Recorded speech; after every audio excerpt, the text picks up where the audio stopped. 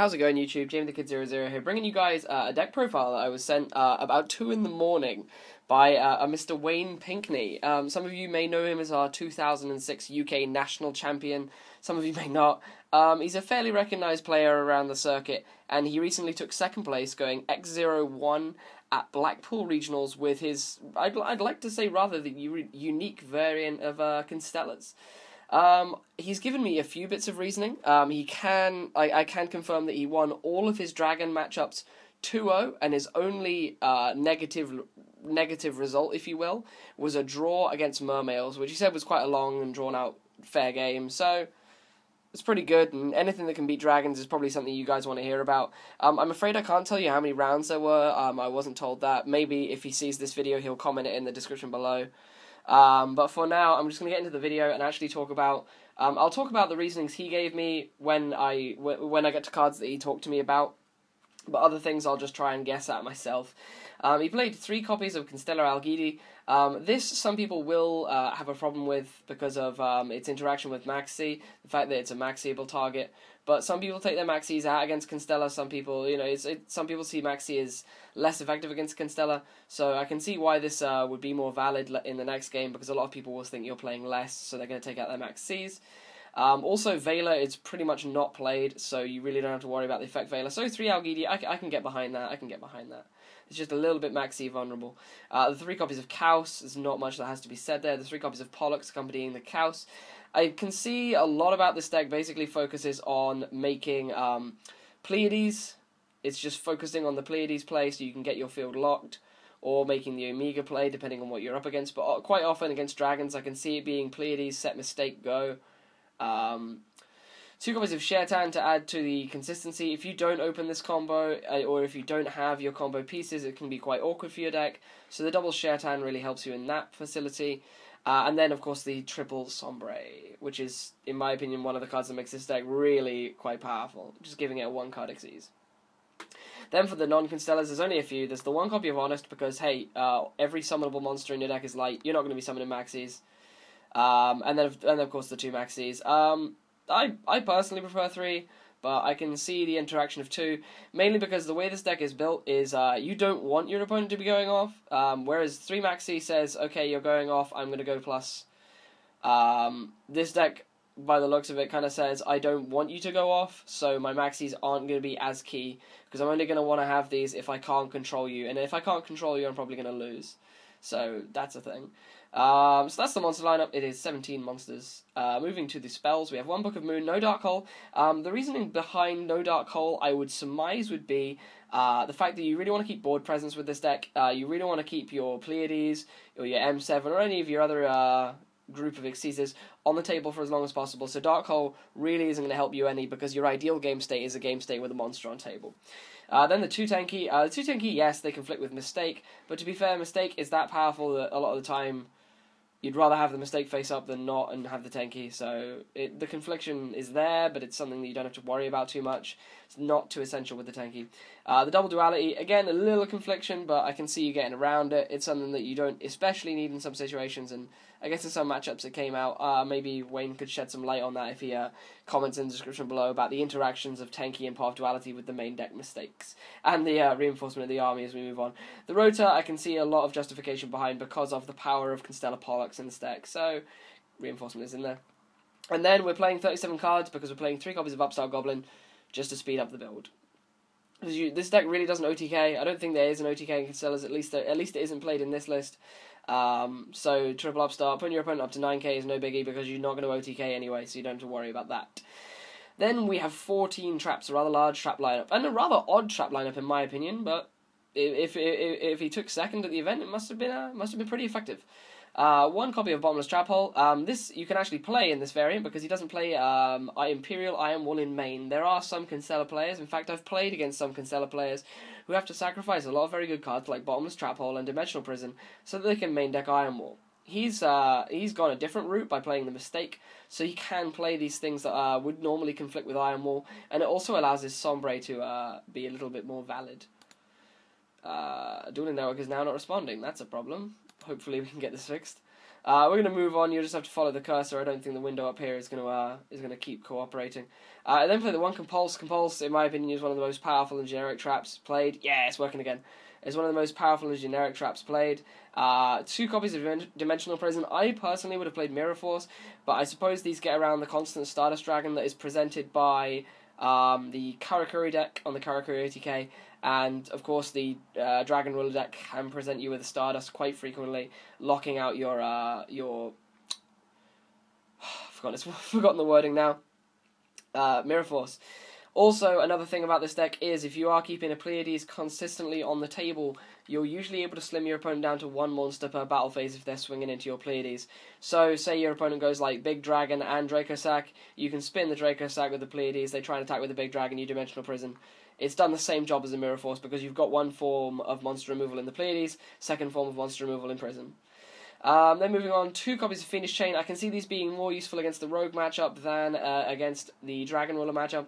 Very effective against Gear, very effective against Evil Swarm, even though Evil Swarm isn't really too much of a problem for this deck. It's pretty much an auto-win matchup, but you still want to have cards that work against it, just to provide that auto-win matchup with a bit more oomph. Then we move on to probably the most interesting part of the deck, and the 3 copies of Mistake. Mistake shuts out a lot of decks. This shuts out the 2 biggest decks that I felt were going into the Blackpool Regionals.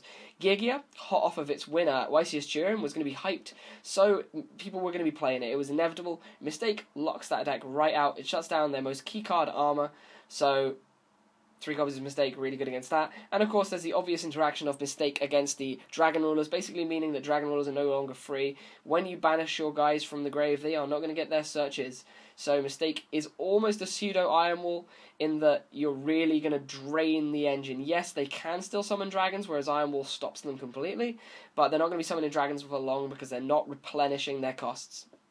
So 3 Mistake, very effective. And as I said earlier on, the Imperial Iron Walls, they interact really well.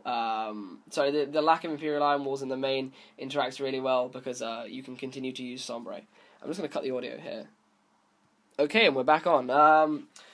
We move on to the 3 copies of 7 Tools of the Bandit. The 7 Tools of the Bandit are really effective at shutting down your opponent's sided-in options, so usually they're rivalries, but also things like Phoenix Wing Blast, Raigeki Break, and of course the ever-important Sixth Sense and Return from the Different Dimension. These are just really effective traps at the moment, and as the format has evolved, I'm glad to see cards like 7 Tools of the Bandit coming back.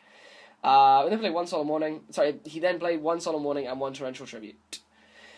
Moving on to the side deck. So a card we haven't seen in the side for about 2 years now, almost, is Cyber Dragon. Cyber Dragon is in here for the Chimera Tech Fortress Dragon because of the rising popularity of Gears, which is kind of amusing because Wayne Pinkney, about the past 4 events, has been almost known for playing Karakuri Gear in a format full of dragons. He was playing it pretty much since the format began, and now he's chosen not to and is playing against the deck, which is kind of interesting and a bit of an irony that he's dropped his hipster deck. 3 MSTs, he doesn't main any spell trap removal, except for the countering of the spell traps, so having the 3 MSTs for various things is quite effective. Double Debunk, Dragons and Mermail. Double Gozen match, again, Dragon Ruler matchup mainly, and certain Rogue matchups, I guess, but I can only really see this being effective against Dragon Rulers. 3 Imperial Iron Wall, of course, the anti-Dragon Ruler card. Not much else to say about the Iron Walls. I'm glad to see them in the side. The 3 Iron Walls coupled with the 3 Mistakes must make for a hell of a dragon matchup. And then 1 Soul Drain, because of course it's at 1. And then 2 really interesting things. 2 copies of Tuna's Scheme. I can only expect that these went in against Karakuris. I don't think putting them in against dragons would be a great idea. But to read it to you guys, it's activate only when a synchro monster is summoned to your opponent's side of the field. You basically take control of it. This card equips to it and you take control of it. It's incredible. It's really quite fun. So I can see this being really effective against Karakuri Gear. And it looks like a trap that's just a lot of fun. So I'm glad to see this in here. I do have some in my side deck binder. It's quite a card. So moving on to the extra deck. Double Constellar Amiga, dealing with all of the back row decks. So dealing with some variants of Gear, Bujin, Evil Swarm, the Constellar Mirror Match even, because some of them play quite heavy back row. All sorts of things like that. The double Pleiades, I can assume this is the most made extra deck card here, put down for control over the game state, and it's usually a winning game state if you're able to protect this consistently. So the double Pleiades is in there for a good reason. Constellar Pricep or Constellar Beehive, as it is in Japan, a really effective, basically a 3/4 beta that can honest itself for 1,000. It's 2/4, can honest itself for 1,000. Really good at getting over those hard to beat over targets. It's just a good one of in the extra deck. The one of Constellar Ptolemy M7. It's sad to see this card go to 1, but it's still very effective in the deck, and of course you can replace it with the Gaia Dragon. Just really good at putting over any of your Constellar Exceeders if you have run out of material on them. The Gaia Cowboy, you've got a Cowboy for game occasionally, and it's a really effective card at getting over certain attack position monsters.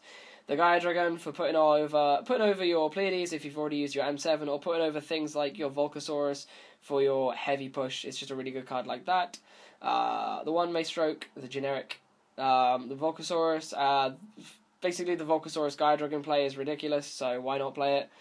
The one Starliege Paladynamo. Paladynamo is a really effective card at getting over almost any monster, and you're playing a main deck of all lights, so why not? The one Tyrus Keeper of Genesis, again, just a really good generic guy. The one Wind Up Arsenal Zenmayo for dealing with your opponent's sets against, like, I guess, Gravekeepers, Gear, heavy back row decks again. And then the Abyss Dweller for A, Mermails, and B, locking out the dragons. If you can force a dragon player to commit their entire hand and leave them with a graveyard, yes, a filled up graveyard, but a graveyard nonetheless, this card can be played and completely lock out their grave, so they have to summon dragons from hand. Then finally, the final monster in the extra deck was Chimeratech Fortress Dragon for dealing with the Gears. This is a card that I'm happy to see come back, and yeah, I think we're going to conclude the deck profile here. Again, congratulations to Wayne Pinkney for taking second place at this event. I'm not sure what the first place deck was. I'll probably do a bit of scouting around and find out what happened. But yeah, any questions, put them in the comment section below. I hope you guys have enjoyed, and if you guys have any deck profiles from any regionals or events like that you've topped, which have any interesting techs or anything like that, please send them my way. Contact me through my Facebook group, which will be linked in the description below. I would ideally like a source from you guys, like a second source, just so that I don't post fake profiles, because I don't want to be duped into posting fake lists, which didn't actually top an event. But yeah, otherwise, guys, I'll look forward to your responses. I'll look forward to your views. Please like, comment, and subscribe if you've enjoyed the video, and I will see you guys when I do. This has been Jamie the Kid 00. Peace out.